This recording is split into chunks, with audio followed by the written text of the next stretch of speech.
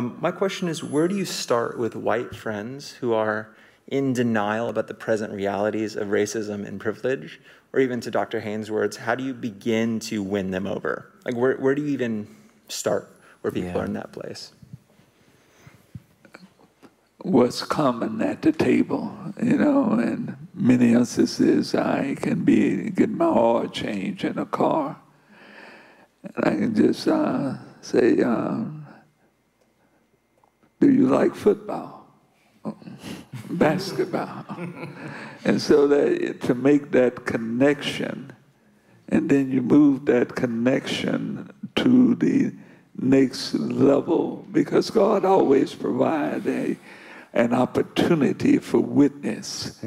But he also gives you the opportunity to make that connection of trying to connect where the person is. And then sometime even talking about athletics can be a common conversation. What's the best oil at the oil change business, you know? I do think you can start light and then go into something more deeper level. You'll find that in those connections and those dialogues that people will open up a lot. I'm surprised how much people talk in terms of opening up to a stranger that they never know, and just begin a conversation. But that conversation, and then you got to also remember in what we call raising the consciousness of a person, this discipleship of a person, that you didn't start off knowing everything on that conscious level, but you grew over a period of time. Wow. And so you have to always remember that all of us don't grow at the same rate or the same level. Wow. But just getting people started to begin to reflect on the process. I grew up with a lot of racists in my community, and but one of the things I found out, there's a commonality that exists among people, even between the oppressed and the oppressor. There are some common human traits. Everybody wants to have a nice family. Everybody wants to be able to take care of their children. Everybody wants to have an opportunity to have the best for their kids. And so there's some common things that we can address, but always remember that you may be at another level, but you got to step down and reach the person that is not quite there yet. I would also just add that Please do, because I get asked this a lot, and it's disheartening to hear that it's a problem, you know? Well, I think first and foremost, you kind of have to decide what your goal is. Is your goal to change their mind, or is your goal to love them? And so when I'm having a conversation with somebody who's genuinely struggling, that's a different conversation than someone who just wants to win an argument. Right. And so sometimes... It's kind of their mind's already made up. Absolutely. If your mind is made up and you just want to win an argument and you just want to fight with me, I'm just going to say, you win. You know, and when I was younger, I would just say, no, I must destroy you. And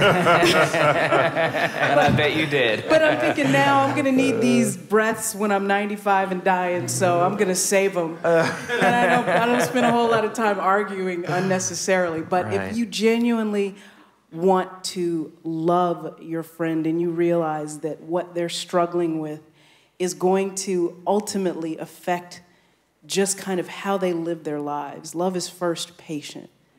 And so you really have to make the decision that I don't want you to just believe, accept, and run forward with, and agree with me with this information. I want to love you.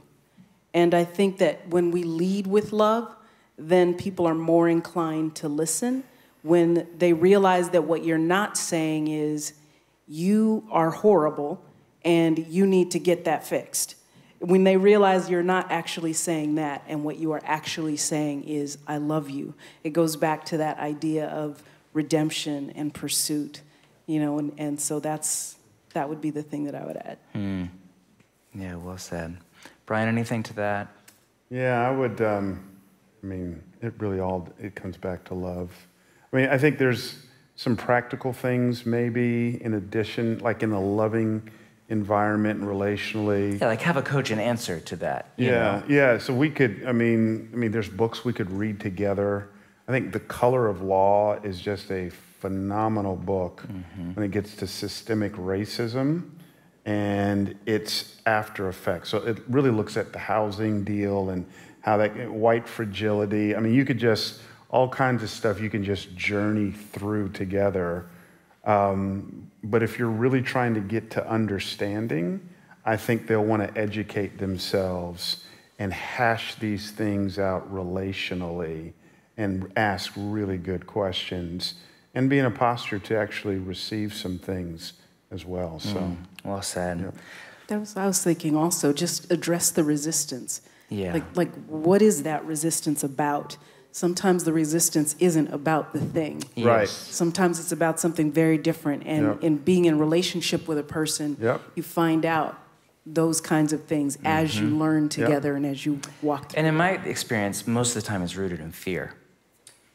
It might come off as bravado or, you know, but most of the time there's a fear under there.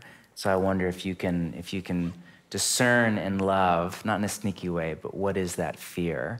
And how do I help put that at ease in order to create a space where somebody can settle into reality, you know?